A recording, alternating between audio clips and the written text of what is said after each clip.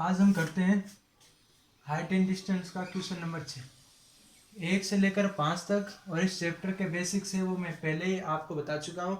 आज हम question number 6 की तरफ चलेंगे।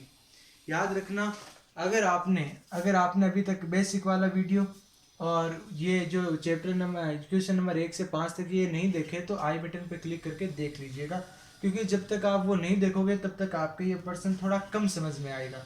मैं ये नहीं कह रहा कि समझ में नहीं आएगा, लेकिन थोड़ा कम समझ में आएगा। बेसिक पढ़ना थोड़ा ज़रूरी है। तो छठे क्वेश्चन में लिखा है कि दो खंभों के शीर्ष जिनकी ऊंचाई है 20 मीटर और 14 मीटर। तो यहाँ पे दो खंभे हैं, एक खंभा है यहाँ पे ये 20 मीटर है, तो ऑब्वियस सी बात है दूसरा जो 14 मीटर का वो इससे तो छोटा ही होगा क्या। और ये दोनों एक ज़मीन पे ही लगे होते हैं, तो ये अपने पास हो गया 14 मीटर।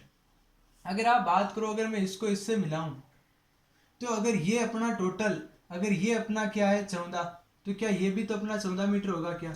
मतलब इस खंबे की जो टोटल ऊंचाई है वो अपने पास कितनी दे रखी है, 20 मीटर है।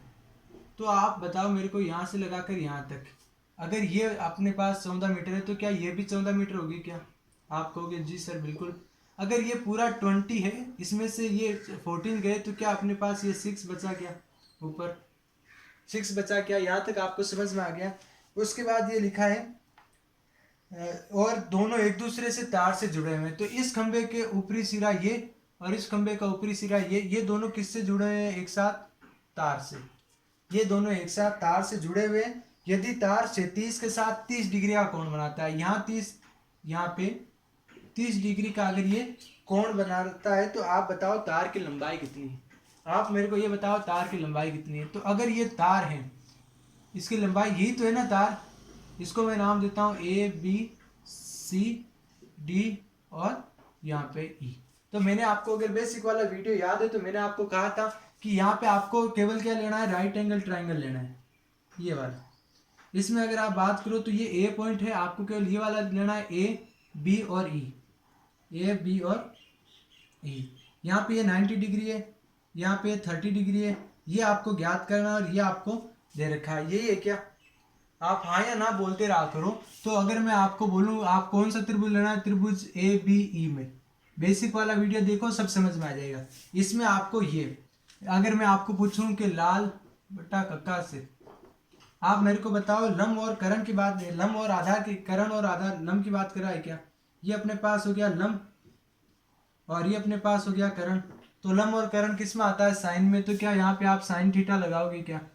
हाँ या ना बोलते रहा करो। साइन थीटा बराबर लंब और करण, क्योंकि करण पूछा लंब दे रखा है। क्या यहाँ पे साइन की जगह 30 डिग्री रखोगे और यहाँ लंब की जगह कितना रखोगे आप 6, और करण की जगह कितना रखोगे आप L, तार की लंबाई। यहाँ पे ये 1/2 बराबर 6/L, क्रॉस मल्टीप्लाई करा इसको इससे और इसको इससे, तो क्या L बराबर 6×2, मतलब कि तार की जो लंबाई है वो 12 मीटर आ जाएगी क्या यहाँ से। हाँ या ना बोलते रहा करो, ये चीज़ें छोटी छोटी आपको समझ में आ जानी चाहिए। तो अब देखो आगे की तरफ, क्वेश्चन की तरफ चलते हैं। ये मैंने बेसिक में बता रखा है कि त्रिभुज कैसे लेते हैं, कौन सा लेते हैं। ये सारी चीज़ें आप जब बेसिक में जो पहले के 2 वीडियो देखोगे ना, तब आपको समझ में आ जाएगी। 7वां क्वेश्चन देखो।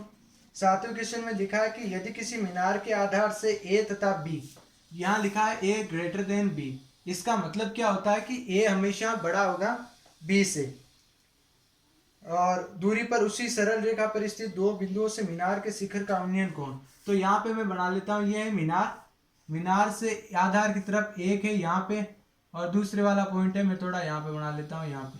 और जो कोण बनता है वो यहाँ पे एक दूसरे, यहाँ पे है 30, यहाँ पे है 60, एक कोण 30 का और एक 60 का। तो मीनार में ए बी, यहाँ पे सी और यहाँ पे डी। मीनार की ऊंचाई को h मान लूँ क्या, क्योंकि ये मुझे ज्ञात करना है। यहाँ पे दे रखा है 30 डिग्री और 60 डिग्री। तो एक चीज हमेशा ध्यान रखना कि जैसे जैसे मीनार के जो ज्यादा पास में है, यहाँ पे 2 एंगल बन रहे हैं, एक ये वाला एंगल और एक ये वाला एंगल। तो और आपको दे रखा है 30 डिग्री व 60 डिग्री। तो हमेशा एक चीज का ध्यान रखना, जो मीनार के ज्यादा पास में रहेगा, जो मीनार के ज्यादा पास में रहेगा वो बड़ा कोण होगा। तो यहाँ पे 30 और 60 में बड़ा कोण 60, तो वो मीनार के ज्यादा पास में रहेगा और ये मीनार से थोड़ा दूर रहेगा। यहाँ पे ध्यान रखना, आपको ऐसे दे रखी ये 2 दूरियां हैं। ए है बड़ी दूरी, तो क्या मैं ए को यहाँ से लगाकर यहाँ तक, ये बड़ी दूरी होगी क्या ये। और यहाँ से लगाकर यहाँ तक ये छोटी दूरी कौन सी होगी, बी। मैंने आपको हर बार कहा है कि जब भी आपको दो समकोण बन रहे हैं तो आपको हमेशा दोनों ही लेने। तो क्या मैं पहले इसको अगर नाम दूं तो क्या मैं ए बी सी डी ले लूं, क्या त्रिभुज ए बी सी, यहाँ पे त्रिभुज ए बी सी में यहाँ पे मैं बना लेता हूँ त्रिभुज ए बी सी। आप मुझे बताना ये ए, ये बी और ये वाला सी, ए बी और सी, क्या यहाँ पे 60 डिग्री है क्या, हाँ या ना बोलते रहा करो। यहाँ पे एच और यहाँ पे बी। आप मेरे को बताओ साइन कोस टेन में से कौन सा लग रहा है, तो आप बोलोगे सर कोण बी तो है 90 डिग्री और यहाँ पे लग रहा है अपने पास टेन, लंब बटा आधार। मैं इतनी बार आपको लिखवा दूंगा, इतनी बार आपको समझा दूंगा कि आप ऑटोमेटिकली ये समझ जाओगे कि यहाँ पे साइन कोस टेन लग रहा है। अगर आपको ऐसा दे रखा है लंब और आधार दे रखा है तो हमेशा वहां पे टेन लगता है। और टेन यहाँ थीटा की जगह आप कितनी डिग्री रखोगे, क्योंकि यहाँ 60 है तो 60 आप रख लो। और लंब की जगह बताओ, थीटा के सामने हमेशा कोण के सामने लंब होता है तो ये एच, और जहाँ कोण बनता है वो आधार होता है और ये बी। अगर आपको इसकी वैल्यू नहीं पता तो मैंने लिखवाया था ना, ये टेन 30, टेन 45 और ये टेन 60, ये मैं आपको पहले ही लिखवा चुका हूँ बेसिक वाले वीडियो में हर बार। तो आप यहाँ से 60 डिग्री बताओ, 1/√3 एच अपॉन में बी। यहाँ पे क्या मैं इसको समीकरण नंबर 1 लिख दूं क्या, हाँ या ना बोलते रहा को, इसको मैं समीकरण नंबर 1 बोल देता हूँ। अब जैसे मैंने ये वाला लिया, अब की बार इस 60 वाले को हटा दूं, सोच लो ये है नहीं तो क्या आपको एक और त्रिभुज दिख रहा है क्या यहाँ पे, तो वापस वही चीज हो गई। यहाँ पे मान लो ये सी पॉइंट कोई है ही नहीं तो वापस यहाँ पे त्रिभुज, इसका नाम क्या हो गया, ए बी और डी। तो त्रिभुज ए बी डी में आप देखना क्या इसमें भी आपको टेन थीटा लग रहा है क्या, लंब बटा आधार। तो मेरे को टेन थीटा की जगह वैल्यू बताना कितना, 30 डिग्री। क्या यहाँ पे एच और यहाँ नीचे ए लिख दूं क्या, क्या लंब एच और आधार अपने पास ए है क्या, हमेशा हाँ या ना बोलते रहा करो। इसकी वैल्यू अभी मैंने बताया था 1/√3, 1 और √3, तो 30 की वैल्यू कितनी होती है 1/√3 और ये एच अपॉन में ए आ गया। ये हो जाएगा समीकरण नंबर 2। तो आप यहाँ से समझना। अब मैं आपको एक चीज समझा देता हूँ कि अब मैं इसको इस तरीके से क्यों करवा रहा हूँ, क्योंकि ये जो क्वेश्चन नंबर 7 है, इसके अलावा जो अपना एग्जाम्पल नंबर 6 और क्वेश्चन नंबर जो अपने पास 26 है ना, वो भी बिल्कुल इसके जैसे ही है, काम इनके जैसे ही करना है बिल्कुल। तो आप यहाँ से समझो, आप क्या करो, इक्वेशन फर्स्ट और सेकंड को आपस में मल्टीप्लाई करवाओ। क्यों कराओ, क्योंकि बराबर के इस तरफ वाला बराबर के इस तरफ वाले से गुणा होगा, तो ये √3 जब 1/√3 से गुणा होगा तो √3 से √3 कट जाएगा, h इंटू एच स्क्वायर आएगा और ये ए बी आ जाएगा। बात समझ रहे हो क्या, क्योंकि आपको ये सिद्ध करना है कि इसकी जो ऊंचाई है ना h, वो √a_b आ रही है। ठीक है, एग्जाम्पल नंबर 6 में, एग्जाम्पल नंबर 26 में ये वाला सिद्ध करना है। तो ध्यान से समझना, मैं यहाँ से क्या कर रहा हूँ, समीकरण 1 और 2 को मल्टीप्लाई करवा रहा हूँ। तो समीकरण 1 इंटू समीकरण 2, आप हमेशा समझना बराबर के इस तरफ वाले से मल्टीप्लाई होते हैं। √3 1/√3 से गुणा होगा और बराबर के उस तरफ वाले बराबर के उधर वाले से मल्टीप्लाई होते हैं, मतलब कि h/b ये इंटू होगा h अपॉन a से। क्या मैं इसको काट दूं, यहाँ 1 बचा, यहाँ h स्क्वायर ab को आप गुणा कराओगे तो ab आएगा, ये इधर क्रॉस मल्टीप्लाई होके h स्क्वायर किसके बराबर, ab के बराबर आएगा क्या, और जब यहाँ से h का रूट हटाओगे तो क्या ये √ab आ जाएगा क्या। ध्यान से समझने की कोशिश करना। आपको पता है कि जब यहाँ से रूट हटता है तो यहाँ पे क्या आ जाता है, अपने पास ab आ जाता है। बिल्कुल इसी तरह अगर आप समझो तो एग्जाम्पल जो क्वेश्चन नंबर अपने पास 26 है वो भी बिल्कुल इसके जैसा ही है। वो जब आएगा तो मैं आपको यहाँ से एक बार और बता दूंगा, फिलहाल यहीं पे रहते हैं। ठीक है, बेसिक से आप करो, काम करना क्या है, हर बार आपको पर्सन को पढ़ना है, आराम से चित्र बनाना है, फिर उसमें देखना है साइन कोस टेन में से क्या लग रहा है। क्वेश्चन नंबर 8 देखो, इसमें लिखा है कि 25 मीटर ऊंचे स्तंभ के शीर्ष से मीनार के शीर्ष का उन्नयन कोण और मीनार के बॉटम का अवनमन कोण हमेशा बराबर है। तो मीनार की ऊंचाई बताओ। तो क्या मैं यहाँ पे ऐसे ये वाली बता दूं क्या, स्तंभ, ये मैंने स्तंभ बनाया, कितना है ये 25 मीटर का है, तो ये मैंने बना लिया स्तंभ और ये 25 मीटर चौड़ा है, ये जमीन पर ही तो बना हुआ है क्या। अब मैं यहाँ पे बना लेता हूँ मीनार, क्योंकि मीनार हमेशा स्तंभ से क्या होती है, बड़ी, वो डिपेंड करता है साइज के ऊपर। अगर मान लो ये 25 है, ये 24 आ गई, तो अभी आप मिटा के चित्र को छोटा मत बना लेना। ठीक है, तो यहाँ से आप क्या लिखना कि 25 मीटर मीनार है, इसका जो अवनमन कोण बनता है मीनार के शीर्ष का उन्नयन कोण, तो यहाँ पे उन्नयन कोण हमेशा एक तो बनता है ऐसे, ये ऐसे बना क्या, ये स्तंभ है, ठीक है ना, ये स्तंभ है अपने पास, और ये अपने पास क्या है, मीनार। मीनार की ऊंचाई आपको बतानी है, तो मैं ऐसे मान लेता हूं कि ये जो मीनार की टोटल ऊंचाई है वो कितनी है, ये मेरे पास है h। अब आप ध्यान से समझना, पहले वाला क्वेश्चन अगर याद हो तो यहां अगर 25 है तो ये भी कितना होगा, 25 होगा क्या। अब आपको ये वाली ज्ञात करनी है, और इसको मैं क्या मान लेता हूँ, h1 मान लेता हूँ, या फिर इसकी टोटल ऊंचाई, मीनार की ऊंचाई हम क्या करेंगे, ये वाला h ज्ञात करेंगे और इस h में कितना जोड़ देंगे, 25, तो ये अपने पास टोटल मीनार की ऊंचाई आ जाएगी। अब ये तो रहा उन्नयन कोण, ये किसके बराबर है, ये जो मीनार का जो बॉटम बनता है ना, इसके अवनमन कोण के बराबर है। तो ये जो उन्नयन कोण बन रहा है वो इस अवनमन कोण के बराबर है। अगर आपने बेसिक वाला वीडियो देखा तो जितना ये कोण होता है उतना ही कोण अपने पास ये भी होता है, ठीक है ना। तो मैं इसको x मान लेता हूं, तो ये भी क्या हो जाएगा अपने पास x, क्योंकि अब की बार अपने को दो त्रिभुज चाहिए, एक तो ये वाला त्रिभुज दिख रहा है क्या इसको, एक तो ये वाला त्रिभुज काम में लेंगे और एक ये वाला त्रिभुज काम में लेंगे। इसको मैं नाम दे देता हूँ, ये वाला a हो गया, ये b हो गया, ये c हो गया, ये d हो गया, और ये अपने पास a हो गया। तो आप ध्यान से समझना, आप ध्यान से समझना, पहले मैं लेता हूँ त्रिभुज a b c में, त्रिभुज ए बी सी में मैं यहाँ पे बना लेता हूँ त्रिभुज ए बी और सी, ये वाला त्रिभुज ये दिख रहा है, ये यहाँ पे बी है 90, यहाँ पे ये है थीटा, ये है अपने पास 25 और ये एक्स है अपने पास, ठीक है। तो यहाँ ध्यान से समझना, कोण बी तो है यहाँ पे 90 डिग्री का। बताओ ये दोनों जब दिए रखे हैं तो क्या आपके पास टेन थीटा लगता है क्या, टेन थीटा बराबर लंब बटा आधार। यहाँ पे क्योंकि थीटा की वैल्यू नहीं दे रखी तो टेन थीटा का टेन थीटा ही रहेगा। यहाँ लंब कितना 25 और आधार कितना x, ये लंब है और ये अपने पास आधार है। लंब और आधार कैसे पता चलेगा वो आप पहले वाला वीडियो देखो। दूसरा इसको मान लो समीकरण नंबर 1। अब यहाँ पे ऊपर वाला ये वाला त्रिभुज लो, ये दिख रहा है कि अपने पास में बना ही देता हूं ऐसे, यहाँ पे ये E, यहाँ पे ये D और यहाँ पे ये A। जब भी E D तो आपको ये वाला दिखना चाहिए। यहाँ पर क्या है थीटा, ये तो H है और ये कितना है अपने पास X है। तो क्या मैं इसका ऐसे नाम लिखूं त्रिभुज ADE में, क्या कोण D 90 डिग्री का है क्या, और इसमें लंब और आधार की बात कर रहा है तो यहाँ पे भी क्या लगेगा टेन थीटा और लंब बटा आधार। यहाँ पे भी थीटा का मान नहीं दे रखा तो क्या मैं यहाँ से सीधा लिख लूँ क्या h और h, यहाँ पे आ जाएगा h और नीचे आ जाएगा x। ये समीकरण नंबर क्या हो गया अपने पास 2।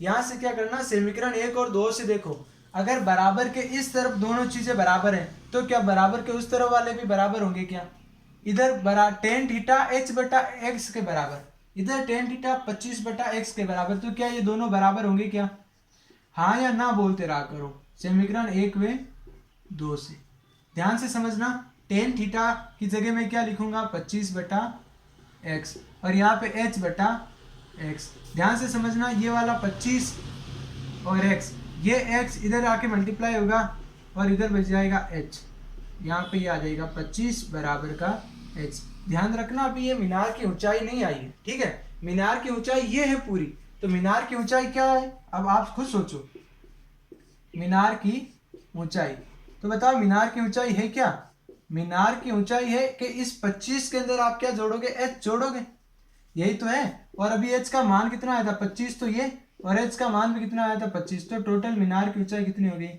50 मीटर।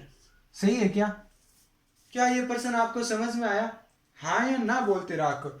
साथ साथ में एक बार वीडियो को अगर पसंद आ रहा है तो लाइक कर दो, और हमेशा एक चीज ध्यान रखना कि जब भी बैठो तो कॉपी और किताब लेकर बैठा करो। अगर आप ये केवल वीडियो देख रहे हो और इसको मिला नहीं रहे हो घर पे तो समझना ये वीडियो आपके किसी काम का नहीं। उसके बाद देखो क्वेश्चन नंबर 9, क्वेश्चन नंबर 9 देखना कि एक ऊर्ध्वाधर छड़ की लंबाई और इसकी छाया की लंबाई, ये तो बेसिक से ही हो जाएगा, ये छड़ है और ये इसकी छाया है, ये मैंने बेसिक में बताया है कि ये छाया क्यों है, बेसिक जानना बहुत जरूरी है। इसकी छाया की लंबाई 1:5:3 है, तो यहाँ पे लिखा है पहले दे रखा है लंबाई फिर है छाया और ये कितना है 1:√3, तो ये लंबाई है छड़ की, ये इसकी छाया की लंबाई और यहाँ पे आपको थीटा पूछा है, तो वहाँ ये तो आप देख के ही बता सकते हो कि यहाँ पे कितना डिग्री आएगा 30 डिग्री। समझ में आया क्या बात, तो यहाँ ध्यान से समझना त्रिभुज एबीसी में क्या यहाँ पे कोण भी 90 डिग्री है क्या, हाँ या ना बोलते रहा करो। और यहाँ पे 10 लग रहा है कि अब तो आपको पता चल ही गया होगा, जब इन दोनों की बात करता है तो हमेशा क्या लगता है 10। और इस चैप्टर में सारे जो मैक्सिमम क्वेश्चन है वो हमेशा 10 से ही हल होंगे। तो आप 10, 30, 45 और 60 की वैल्यू याद कर लिया करो। ये 30, ये 45 और ये वाले 60, ठीक है, इन्हीं से हल होगा। बाकी कोई आपको याद करने की, एक्स्ट्रा याद करने की कोई जरूरत ही नहीं। यहाँ पे क्या मैं टेन थीटा की जगह टेन थीटा लिखूंगा क्या, क्योंकि मेरे को यहाँ पे थीटा की वैल्यू नहीं दे रखी। लम की जगह 1 और आधार की जगह √3 सही है क्या।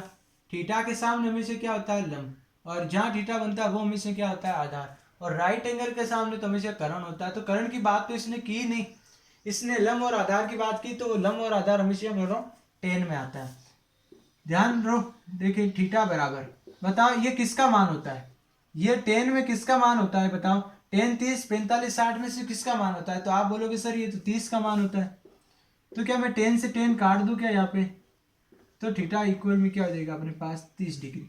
ये छोटे छोटे क्वेश्चन है जो बेसिक से आराम से हो जाते हैं। अब अगर मैं थोड़ा सा चेंज कर दूं इसको, यहाँ भी √3 और यहाँ पे भी √3 कर दूं, तो क्या आप मेरे को बताओ यहाँ पे थीटा बराबर आप 45 डिग्री लिखोगे क्या।